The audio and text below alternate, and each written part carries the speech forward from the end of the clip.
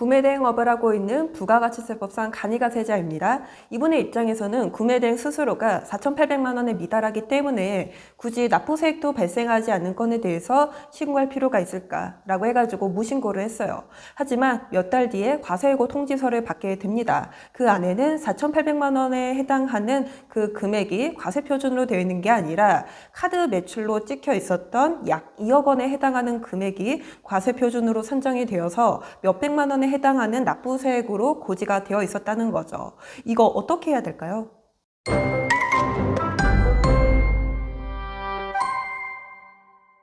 안녕하세요. 사연을 읽어주는 샘사 차지연 샘사입니다.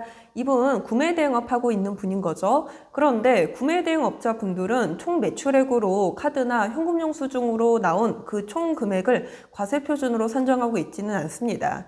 그 중에서도 구매대행 수수료에 해당하는 금액을 과세표준으로 산정을 하죠. 그런데 이분의 입장에서는 4,800만 원에 미달해요. 그렇다고 하면은 발생하는 세금도 없습니다. 그렇기 때문에 내가 굳이 세금도 납부할 것도 아닌데 신고를 할 필요가 있을까라고 하면서 아예 세금 신고를 하지 않았다는 거죠. 그렇게 해가지고 나중에 한 몇 달 뒤에 과세예고 통지서를 발부받게 됩니다. 그 금액 안에는요, 과세표준으로 4,800만 원에 해당하는 금액이 아니라 한 2억 원에 해당하는 현금 영수증 카드 매출 총 금액이 과세표준으로 산정이 되어 있었다는 거예요. 그래가지고 납부세액도 몇백만 원에 해당하는 금액으로 고지가 되어 있었다라고 하는 거죠. 해당 납세자는 부가가치세를 미신고한 잘못은 있어요. 하지만 그렇다고 해가지고 과세예고 통지로 나온 그 금액을 이렇게 납부를 해야 할까요? 그렇지 않죠. 과세예고 통지서에 대한 대응으로 첫 번째, 어떤 것부터 해야 할까요? 일단은 장부부터 작성을 해주셔야 됩니다. 장부 작성이라고 해가지고 너무나 거창한 것이라고 이렇게 부담 안 가졌으면 좋겠습니다. 구매대행업은요, 반드시 이 장부를 엑셀 파일로서 정리를 해두셔야 돼요. 왜냐하면은 전산으로 홈택스로 잡히는 카드 내지는 현금 영수증 매출액이 있다는 거죠. 이분과 마찬가지로 약 2억 원이 발생했다고 칩시다. 그렇다고 하면은 2억 원 중에서도 구매대행 수수료만 발라내야 되는 거 아니겠어요? 그렇기 때문에 내가 물건을 구입해온 거, 구입하는 과정에서 발생한 운반비, 여러 가지 보험료, 운반 부대 비용, 수수료, 그것까지 다 차감을 하고 나서야지만 구매대행 수수료가 나온다는 거죠. 그 내역들을 거래 건별로, 월별로 작성을 해주시고 보관을 해주셔야 된다는 거예요. 그런데 이 사연자는 그 장부를 작성조차 하지 않았다는 거죠. 그렇기 때문에 맨 처음에 장부 작성하는 것부터 돌입을 하게 됩니다. 그래가지고 4,800만 원에 미달했다는 사실을 장부를 통해서 입증을 하게 돼요. 그리고 두 번째, 세무서에 대한 대응입니다. 세무서의 입장에서는 장부를 작성한 것을 바탕으로 실제로 이 사람의 매출액이 2억 원이 아니라 4,800만 원에 미달하는 금액이라고 하는 것을 이렇게 인용을 해야 돼요. 그런데 그 과정에서 약간의 문제가 발생할 수도 있습니다. 이게 과세예고 통지라고 하는 게 내가 작년에 미신고한 거를 이렇게 나올 수도 있기는 하지만은 내가 한 3, 4년 전에 무신고한 건에 대해서도 날라올 수가 있거든요. 하지만 이게 시간이 지나고 나면은 각종 플랫폼에 남아있는 나의 거래 내역이 조회가 안 될 수도 있다는 거죠. 그래가지고 내가 상품을 구입한 게 맞아요. 어떤 플랫폼을 통해 가지고 구입을 했어요. 하지만 이게 몇 년치 이전의 내역이다 보니까 그 플랫폼에서 애시당초 조회 자체가 되지 않는다는 거죠. 그렇다고 하면은 내가 매입을 했음에도 불구하고 이를 증빙하기 어려운 상황이 발생할 수 있다라고 하는 거죠. 그 사입과 구매대행을 반드시 구분하시라는 겁니다. 여러분들 구매대행 업자분들은요, 구매대행업만을 하고 있지는 않아요. 사입과 병행하는 경우가 굉장히 많다는 거죠.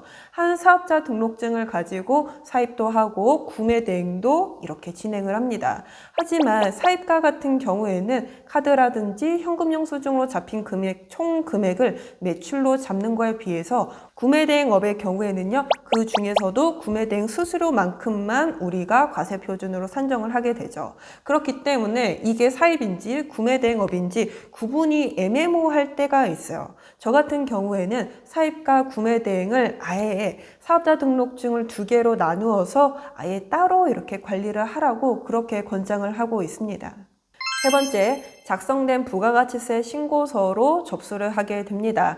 당연히 과세표준이 4,800만 원에 미달하기 때문에 발생하는 납부세액 자체는 없어요. 하지만 기한 후 신고의 경우에는 내가 접수했다고 해가지고 끝나는 것이 아니라 1일 3개월 이내에 해당 과세관청 담당자가 인용을 해야지만 1일 과세표준으로서 인정을 받게 되는 거죠.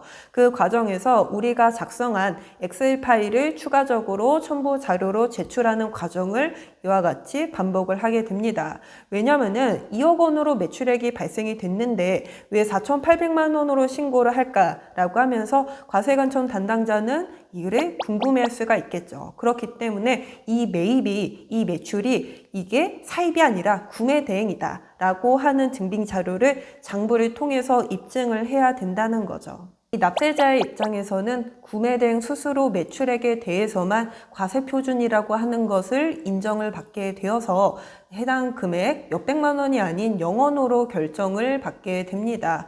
굉장히 억울한 케이스인 거죠. 하지만 이분의 잘못도 없다고는 할 수는 없습니다.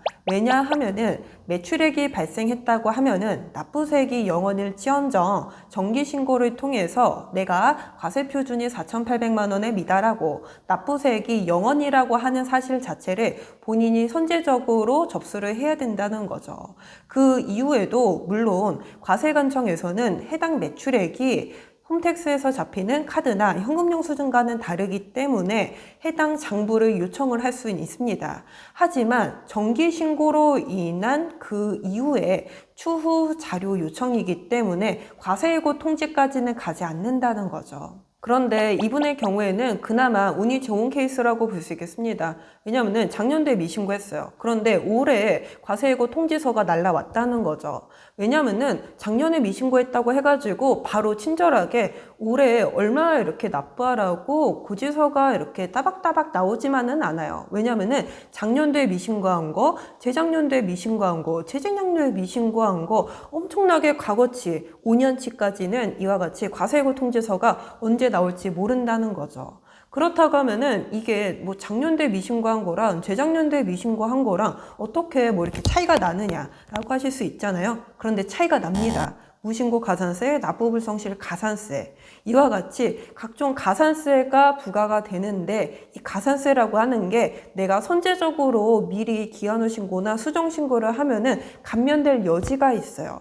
그리고 납부불성실 같은 경우에도 이게 기간이 지나면 지날수록 내가 납부해야 할 납부세액 자체가 올라간다는 거죠. 그렇기 때문에 무신고한 내역이 있다고 하면은 자진해서 수정신고 내지는 기한 후 신고를 할 것을 권고를 드립니다.